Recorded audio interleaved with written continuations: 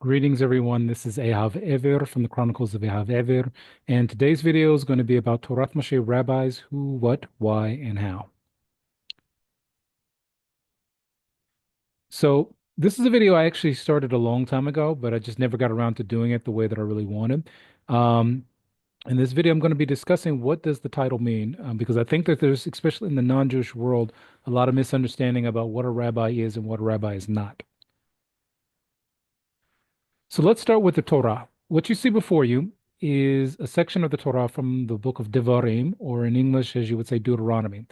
And in particular, this is the instruction that Moshe Rabbeinu gave to the entire Israeli nation before he passed away. And one of those instructions he gave concerns the following, and I'll read it in Hebrew. And again, Hebrew is read from right to left. If you can see my mouse, I'm starting it on the right side. And this is again Deuteronomy chapter 17, going from what you would say in English, verses 8 to about, I think about like 10 or 11. Yeah, being 11. So it says the following: Ki yipale mimecho devar lemishpot, ben dom ledom, ben din ledin, uven nera lenera, divrei rivot bishu oreacho.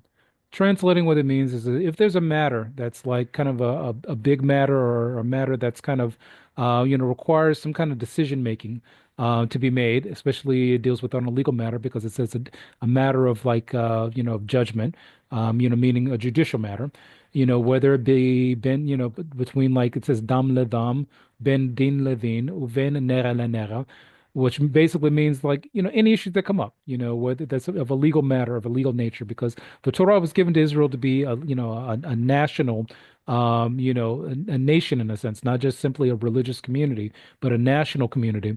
And nations require, laws and, judicial systems. So it says, if there's any matters of argument, divrei rivot, bishorecho, in your gates, which is usually a euphemism, meaning usually gates in Hebrew, in ancient Hebrew, usually is denoting some kind of judicial setting.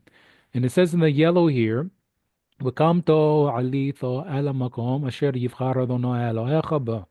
So translated means, and you will go to the place, that Hashem has chosen. And then it says, starting with this letter here, before the green says, Uvotho ala kohanim halawiyim ala shofet asher yeh bayamim hahem. So basically, what this means is that that we Jews are required to go to the Kohanim, the Levim, and the judges of judge of that time, which basically will be established during that time. Now then it continues, it says, "V'dorashto v'hiji tho lachol et divrei hamishpot." So essentially what it says that, those, individuals, those Kohanim, Leviim, and judges, will essentially investigate a matter and tell us, what, the judgment will be, what is it that we're supposed to do. And it says further in the green, it says, "Wa'asito al pi hadavar asher yajidu lachol." So it says that, we, the Jewish people, were required to do, the matter, per what they tell us to do.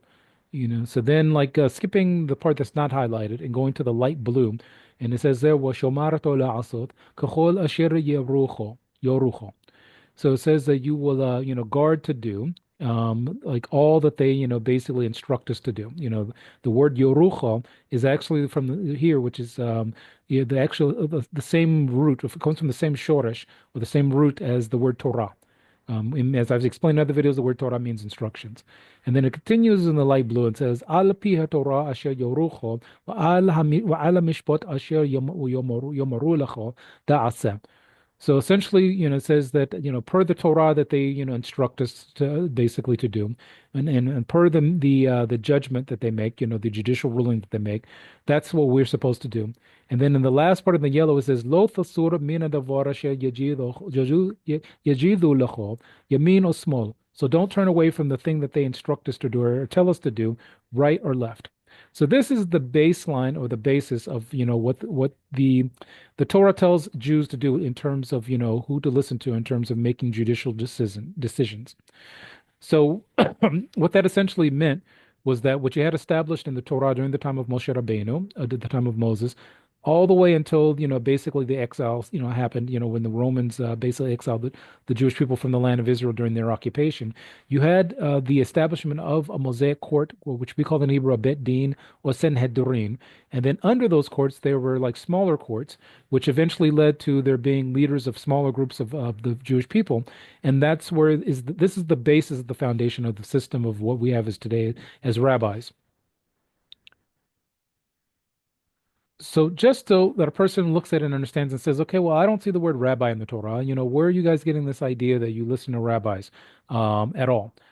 So the first thing what we would say is, okay, well, if we look at the Torah, there's a situation that's mentioned in Shemoth Perek Yud Het, which is Exodus chapter 18, where Moshe Rabbeinu's father-in-law is instructing him at one point on how to like set up a judicial system that will work in his favor and work in the favor of the Jewish people and not basically wear him out.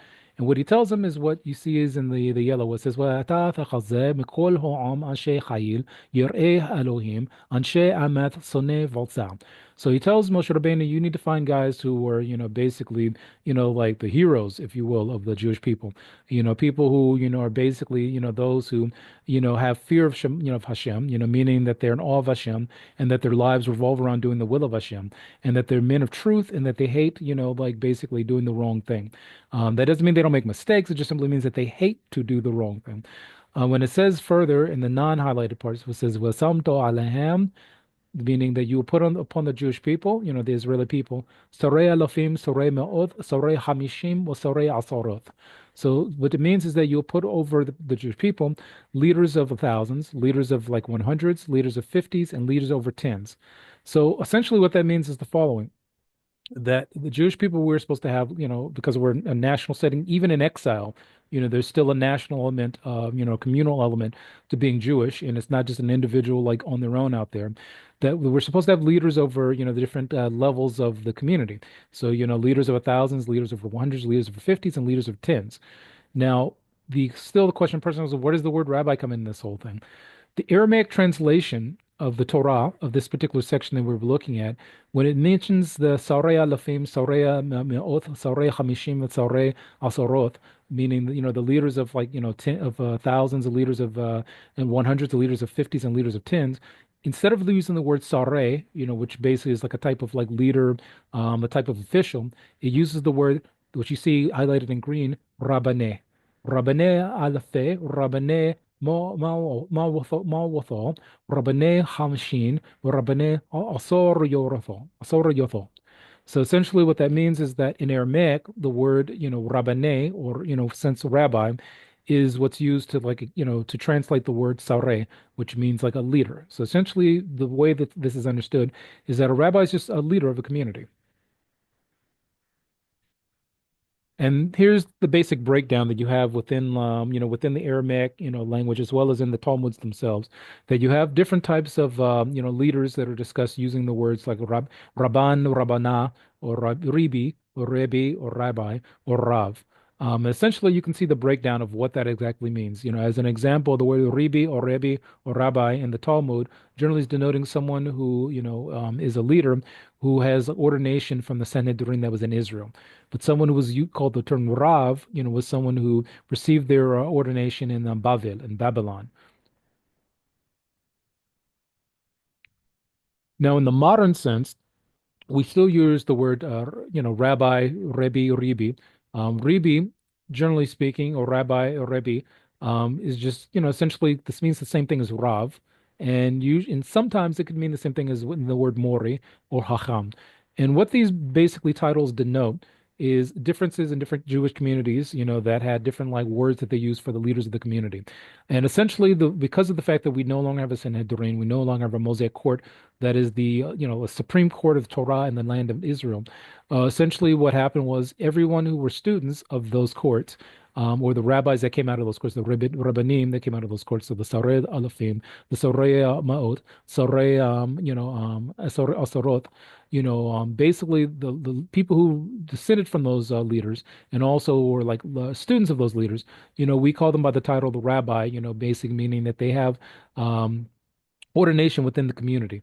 to be leaders of the community or to essentially be the people that, can answer certain questions and instruct people in the community.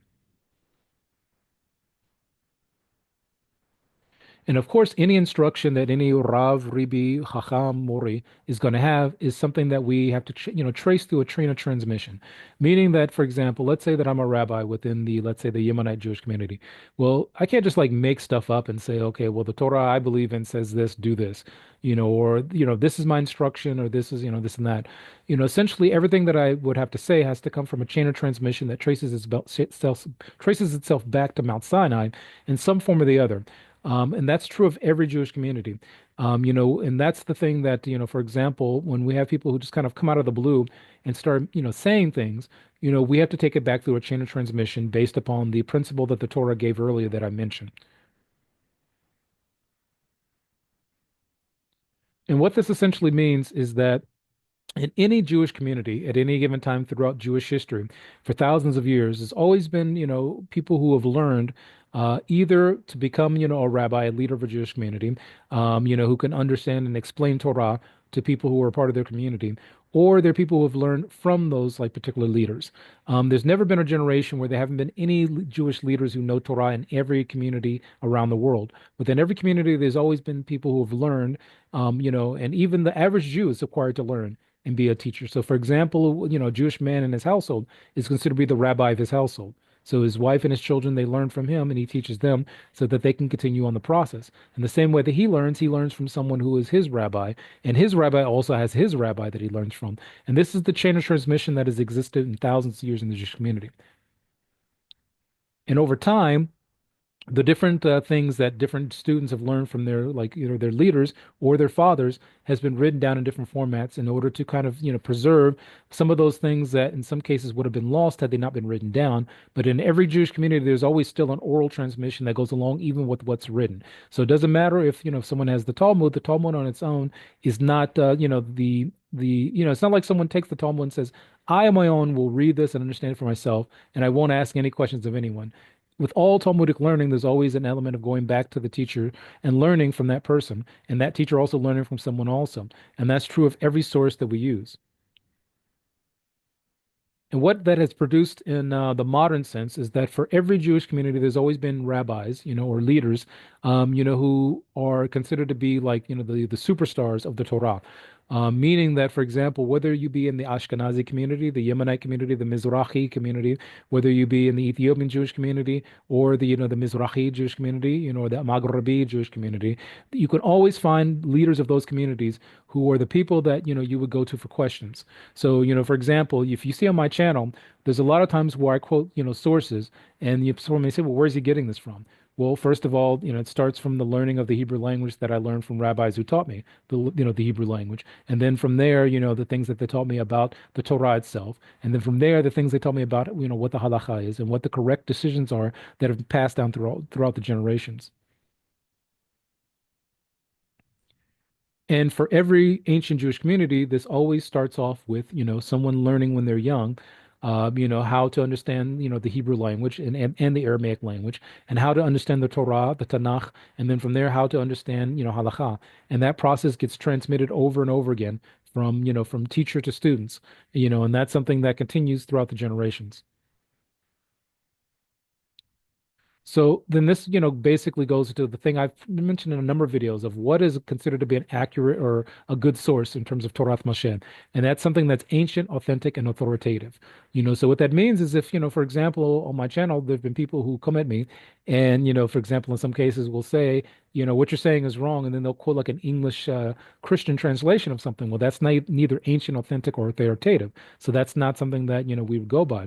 As much as possible on this channel, I try to show the actual sources that I'm quoting from so that someone can look them up themselves and say, okay, well, even if I don't agree with them, let me look up the source myself and see what the actual source says. And that's the way things have been done for thousands of years. So in conclusion, when we're dealing with what a rabbi is. Essentially, a rabbi is not some magical figure. It's just a regular Jewish man who, essentially is a leader of a community.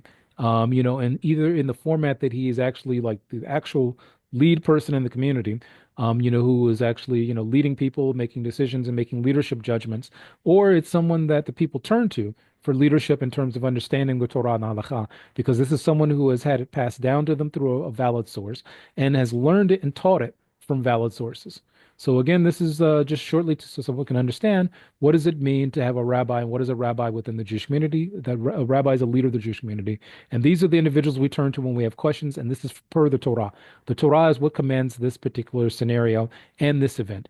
If the Torah wanted something different, then Hashem would have given a different mitzvah. But the mitzvah that Hashem gave is that we turn to our leaders, we turn to our fathers, because those are the rabbis of our communities. So this is Ehav Ever from the Chronicles of Ehav Ever. Thank you for listening. Take care. Bye.